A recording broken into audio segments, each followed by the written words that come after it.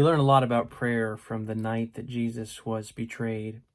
He takes his disciples, he walks to a garden, he goes a stone throw away and prays by himself. But before he does that, he turns to his disciples and he says, "Watch and pray that you may not fall into temptation." He goes away and he prays by himself 3 times. "Father, if there's another way for this to be done, if there's a way for you to take this cup for me, then let it be. But not as I will, but as your will be done." See, in the prayers of Jesus, we don't find a prayer for an easy life. We don't find a prayer for things to become suddenly easy. Though he's sweating blood at this point, and the reality of the cross is right before him, he asks the Father to take it, but insists that his will be done, that the Father's will would be done.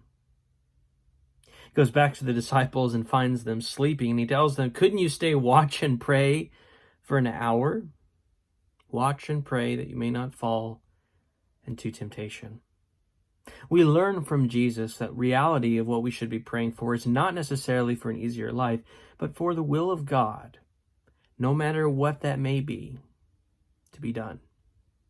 In the case of Jesus, praying that the will of the Father would be done cost him his own life. We know he could have called down a legion of angels that could have rescued him. And yet he prays, "Father, not as I will, but as you will be done." As we're entering into tomorrow, our Friday, starting our 40 hours of prayer, what I want to encourage us all to be considering in preparation for that is part of the reason that we're doing this as a church is because we are called to pray that we would not fall into temptation and pray that the Father's will would be done.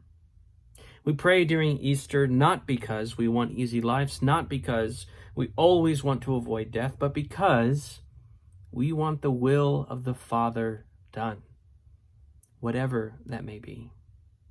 See, prayer doesn't just work when we avoid pain.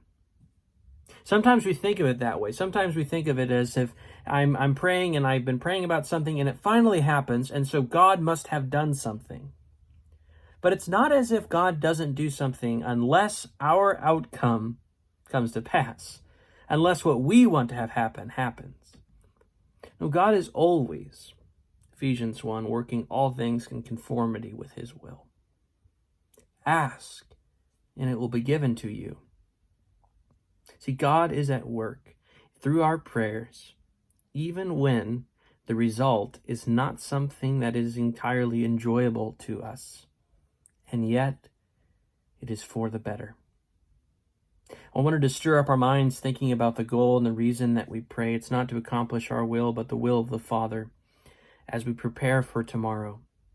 One more quick announcement. We're going to be sending out a video tomorrow morning, a short little video that'll go along with your 30 minutes of prayer. There's also a prayer list.